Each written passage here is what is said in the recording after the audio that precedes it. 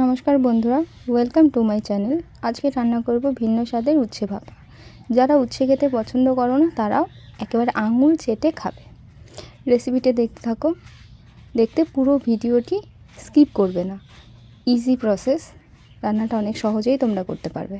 দেখো আমি উচ্ছেটা কীভাবে কেটে রেখেছি তোমাদের দেখালাম। এবার নিয়ে নিয়েছি কাঁচা লঙ্কা, আমি আমার পরিমাণ মতো নিয়ে নিয়েছি গোটা জিরে। এবার এটাকে ভালো করে বেটে নেবে, মিহি করে বাটতে হবে। যত মিহি বাটা হবে তত কিন্তু ভালো হবে, টেস্টটা সুন্দর আসবে। দেখো আমি বেটে নিয়েছি, বেটে নেওয়ার এবার মশলাটা আমি উচ্ছের ভেতরে নিয়ে নেব। বেটে রাখা মশলাটা আমি কেটে রাখা উচ্ছের ভেতরে নিয়ে নিচ্ছি। উচ্ছেটা দেখো লম্বা লম্বা করে কেটেছি, তোমরাও এইভাবে কাটবে। তোমরা তোমাদের পছন্দ মতো শেপে কাটতেই পারো। দেখো মশলাটা নিয়ে নিলাম, পুরো মশলাটা। এবার হলুদ দিয়ে দিচ্ছি পরিমাণ মতো, দিয়ে দেবো স্বাদ মতো নুন, দিয়ে দেবো খানিকটা সর্ষের তেল, কাঁচা সর্ষের তেল। এবার সব ভালো করে মিশিয়ে নেব। প্রত্যেকটা উচ্ছের গায়ে যেন মশলাটা ভালো করে মেশে। উচ্ছেটা ভালো করে মিশিয়ে নিয়েছি। এবার কড়াই বসিয়ে দিয়েছি, কড়াই গরম হওয়া পর্যন্ত অপেক্ষা করলাম। এবার দিয়ে দেবো তেল। তেলের পরিমাণটা কম দিয়েছি যেহেতু আমি উচ্ছের সাথে কাঁচা তেল খানিকটা দিয়ে নিয়েছিলাম।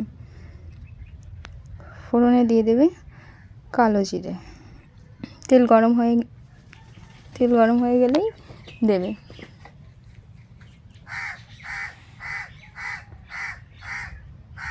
তেলটা দেখো গরম হয়ে গেছে, এবার কালো জিরে দিয়ে দিলাম। জিরেটা দিয়ে একটুখানি নাড়িয়ে নিয়েছি। নাড়িয়ে নিয়ে এবার আমি মেখে রাখা উচ্ছেটা ঢেলে দিলাম। উচ্ছেটা দিয়ে নাড়াচাড়া করে নেব খানিকক্ষণ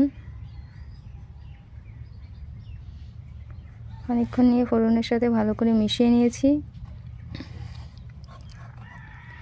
এবার মেশানো হয়ে গেলে মশলার থালাটা ভালো করে ধুয়ে, যেটা মাখবে উচ্ছেটা সেটা ভালো করে ধুয়ে নিয়ে মশলাটা সেই জলটা দিয়ে দেবে।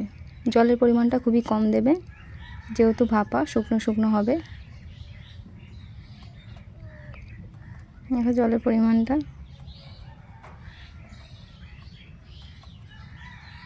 উচ্ছেগুলো দেখো সব উচ্ছেগুলোই দেখা যাচ্ছে এরকমভাবে, উচ্ছেগুলো যেন না ডোবে সেরকমভাবে জল দেবে।